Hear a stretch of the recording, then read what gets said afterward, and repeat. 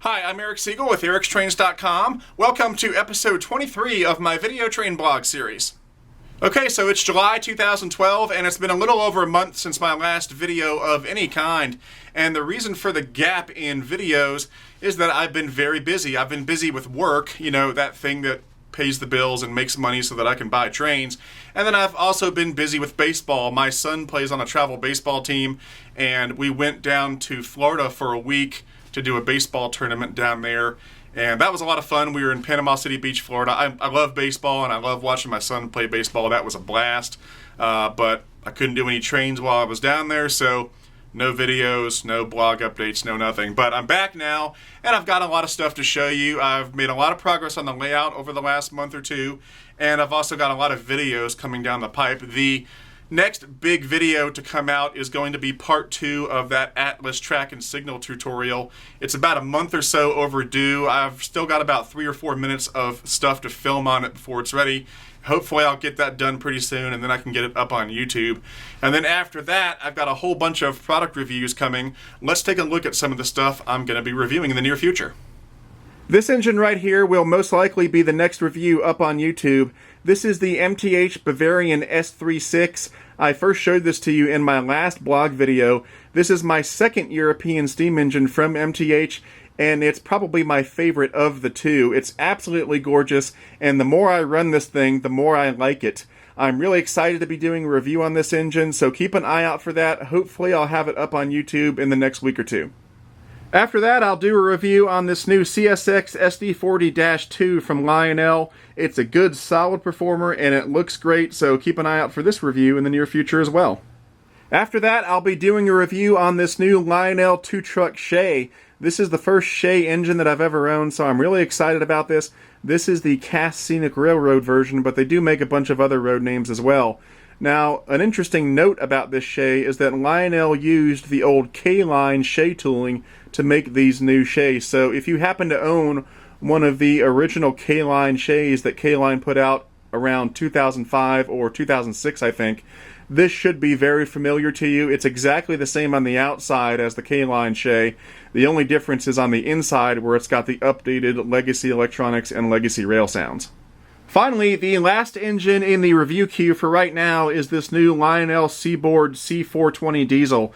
This is kind of an old school looking diesel, and the reason that I liked it was because it has this sort of alligator nose hood on it that I think looks really cool. It's a good, solid performer, looks great, sounds great, so keep an eye out for this review as well in the next few weeks. Okay, so that's it as far as engines I'm going to be reviewing in the near future. Now I just want to show you some new items that I've picked up recently that I'm not going to necessarily be reviewing, but I just think they're cool and I wanted to share them with you. First up, I've added yet another Lionel genset switcher to my collection. This is the CSX genset. It's not brand new, it was released last year. I originally did order it out of the catalog, and it came into the train store, and at the time there were some other items that I wanted to bring home first, so I kind of let this sit at the train store for a while, and then I finally brought it home a few weeks ago. It's great. I really like the Lionel gensets. My only issue with the CSX version is that the shade of blue that they used is a little brighter than it is on most other CSX items, including the SD40-2 that I just showed you. So I think they just used the wrong shade of blue on this genset, but it still looks nice, and of course it still runs great, so I'm really glad I got it. I'm not going to be doing a review on this genset because I already did a full review of the Lionel genset previously. If you haven't seen that yet, check it out. It's on my YouTube channel.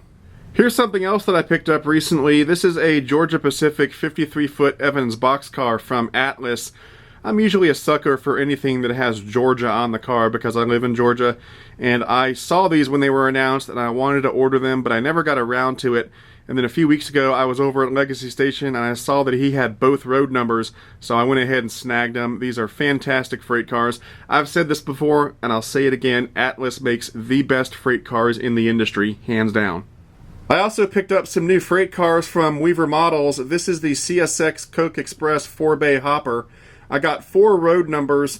One of the things that I like about Weaver is that they offer a service called weatherization, where they will weather the freight car or engine for you at the factory. For a freight car, they charge an extra $15 to weather it for you. I got 4 road numbers. 2 of those road numbers I ordered without weatherization, so this is one of the ones that's not weathered.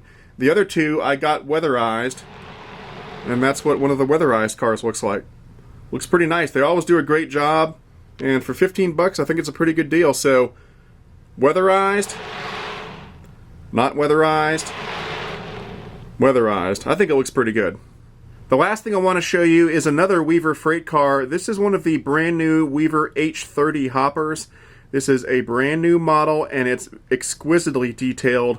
Weaver has started to put out some really highly detailed freight car models in the last year or two, and this is the newest one they've put out. It's got really fine wire details, great detail up on top and on the sides, and of course the paint job is fantastic. I give it a thumbs up. It's a fantastic model. Okay, so as you can see, lots of new stuff has come in recently, and I've got a whole bunch of product reviews to film. I'm going to try to get those product review videos up on YouTube as soon as possible, but keep in mind it does take a while to film each of those reviews, so it might be a month or two before they're all up online. But keep an eye out for them. I'll try to get them out as fast as I can. Now, let me give you a little layout update and show you some of the progress that I've made on the layout over the last month or so. Okay, just like last time, all of the work over the last couple of months has been here in the main room on the back side of the main table. The biggest change by far is that all of that rock work on the back spine is now complete. There's no more pink foam showing through, so it makes the whole layout look much better, and I'm really proud of it because that was not easy work, and the reason for that is because there's no easy way to get access to that part of the layout. I had to crawl up on the table and then work on my hands and knees for 4 or 5 days while I finished all of that rock work. But it was worth the effort. It looks great. I'm really proud of it. The next step will be to continue that scenery around this way until it meets up with this stuff over here. Something else that I'm continuing to work on back here is to get all of the track on the back side of the main table ballasted. I'm happy to say that the entire classification yard is now completely ballasted, so it's one giant step closer to being complete back here. The next step will be to add some yard lights, and you can see that right there I'm playing around with where I'm going to put the yard lights. And then I'm also going to add some structures like a yard office and so forth. So my goal right now is to have some yard lights and maybe a structure or two installed back here by the time the Piedmont Pilgrimage open house rolls around in November. The only track back here that's left to be ballasted is this middle loop back here. There's a section right here that's still not ballasted, but I'm hoping to have that done in the next couple weeks. Here's something else that's new. There used to be a Lionel girder bridge right here, but I've replaced it with this much nicer Atlas girder bridge. It looks fantastic. I'm really happy with it, and I was even able to add the reporting marks for my railroad. In case you don't know, AWRX stands for Appalachian and Western Railroad. A lot of you guys have asked me how I got those letters on the bridge. It's really low tech. All I did was I used some of those white vinyl stick-on letters that you can buy at Michael's or Hobby Lobby or any place like that. I've also been continuing to work on the creek area of the layout. The creek bed itself is pretty much done now. The next thing that I need to do is to add some water effects, but I'm deliberately taking my time on that because I really don't want to screw it up. So I'm doing a lot of test runs with various water materials, and then once I find something that I like, then I'll finally put the water in the creek bed. But it's looking pretty good. I added a mirror there so that the creek looks like it keeps going even though there's a gap in the table. And then I did the same thing over here where the creek resumes. And then this section over here is really the only section of the creek that I'm still working on. I've still got a lot of bed work to do there, but other than that, it's looking pretty good, and I'm excited about getting some water effects in there. The last thing I want to show you is here on the upper level of track. What you're looking at is the upper level of track going down the back spine of the main room. If you look on the right of that track, you can see the edge of all that new rock that I just showed you a minute ago. What I want to show you is right here. I've just installed this, and this is a piece of bare copper wire that runs the entire length of the upper level of track, and it parallels the track. This is what's called a ground plane. Those of you who have been in the hobby for a while probably already know what a ground plane is, but for the rest of you, I'll go ahead and explain. When you have a train layout that uses Lionel TMCC and or Legacy, what can happen sometimes is if you have one level of track that's directly over another level of track, like I have here, the TMCC/Legacy signal from one track can interfere with the signal from the other track. And when that happens, your TMCC or legacy engines will function erratically. They might stop, they might get jerky, some of the functions might not work right, and it's all because that legacy/TMCC signal is not getting to the engine properly, and it's because of that interference. To correct the problem, what you have to do is install a material between those levels of track that will absorb that TMCC legacy signal so that the two signals don't interfere with each other. Well, that's what this wire is all about. Now, a lot of people will tell you you need to use chicken wire. You can if you want, but you don't have to. All you need is a wire. This is just bare copper wire. It's 22 gauge. It's very small. I bought a spool of it. I got about 300 feet of it for about 15 or 18 bucks off of Amazon. And what I did is I ran this bare copper wire parallel to the track for the entire upper level of track. And then on one end of the wire, that end is connected to an earth ground. By having one end of the wire go into an earth ground, you effectively turn the entire wire into a ground. And that causes any signals between the two levels to be absorbed into the wire, and that eliminates the interference. Now, the placement of the wire can vary. Usually you want to have it under the track, but sometimes you can get away with it like I have here where it's parallel to the track. It just depends on your particular setup. The important thing is that it be bare copper wire. You don't want it to be shielded or anything like that. And then one end of that wire has to go into an earth ground. Now, what is an earth ground? I'll show you right now. This right here is an earth ground. I'm looking at an electrical socket in my basement, and this third hole on the socket, this one here and this one here, should be earth grounds. Not these holes. You don't want to mess with these two up here. I'm talking about this one right here. Now, what is an earth ground?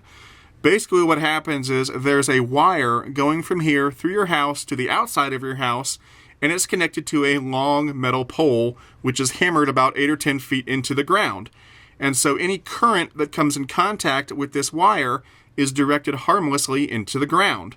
So that's what an earth ground is. Now, the way we're going to use it is that the copper wire that I've got paralleling that upper level of track, here's the end of that wire here, I'm going to connect it to an earth ground. And that way, any errant signals between those two levels of track will be absorbed by this bare copper wire and directed into the ground. Now, in order for this method to work, you have to have a good ground on your socket. Depending on your house, you may or may not have a good ground. If you're living in an older house, you may not have one. Or if you have a newer house and the builders took shortcuts, you may not have a good ground either. The best way to find out is to test the socket. And the way that I do that is with this socket tester. I bought this at Home Depot. I think it was $5 or $10. And it's got a series of lights on it. And depending on which lights light up, that will tell you if your socket is wired correctly or incorrectly, and it'll tell you what the problem is. So let's go ahead and plug it in. And you can see I get 2 orange lights and no red lights. That's good. If I look at the key on top, I can see that 2 orange lights means correct.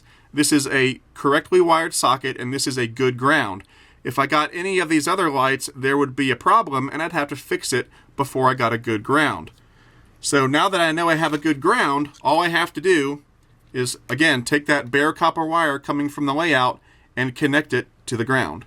Now, it's important to note that you want to connect this copper wire to the ground here, not these holes up here. If you connect it there, you'll get a shock. You want to go here into the ground. You won't get a shock because this is just going to that pole outside my house that's going into the ground. Now, there are a couple ways you can connect this wire to the ground. If you wanted to get really complicated, you could take the faceplate off and actually wrap this around the ground terminal on the socket. But that's a little complicated, and if you're a young kid doing this, I wouldn't recommend taking the cover off the electrical socket without your parents' permission. If you don't know what you're doing and you take the cover off a socket, you're just asking for trouble. The easier way to do it is to actually wrap this wire around this faceplate screw, because if these are good grounds, then this metal faceplate screw will also be a ground. So all we have to do is wrap this wire around this screw and we're good to go. To do that, what I'm going to do is just take a screwdriver and loosen that screw. I don't want to take it all the way out, just loosen it. And now I'll take my bare copper wire that's coming from the layout. This is my ground plane wire. And I'm going to wrap it around that screw, and then I'll just tighten that screw back up like that.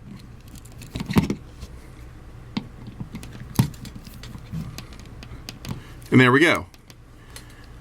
Now this bare copper wire coming from the layout, and again, this wire is going parallel to that second level of track. It can also go underneath it if you want. It's going to this screw, which is connected to the earth ground on this socket. So now this copper wire is a big earth ground. And what'll happen is if there's any errant signals between those two levels of track, this earth ground will absorb those signals and eliminate the interference. One more situation where you may want to use a ground plane on your layout is not only if you've got one level of track riding over another level of track like I've got, but you may also have several tracks that are running parallel to each other. On the main table on my layout, I've got 3 tracks that are running parallel to each other. So if at some point I find that I'm getting interference between those tracks, I can just take this same wire and run it on the ground in between those tracks, and that will help to eliminate any interference between those 3 parallel tracks. So that's all there is to it. This is really simple stuff, real Ben Franklin kind of stuff, knowledge that's been around for hundreds of years. This is all about channeling a current or a signal harmlessly into the earth. Now, the last thing I want to say is that for you young kids out there, I would strongly urge you to talk to mom and dad first before messing with an electrical socket. This can be very dangerous stuff. If you don't know what you're doing, you could shock yourself, you could start an electrical fire. So if you're a young kid, make sure you talk to your mom and dad first before you try anything like this. Okay, that about wraps it up for this episode. I'm Eric Siegel, and I'll see you next time.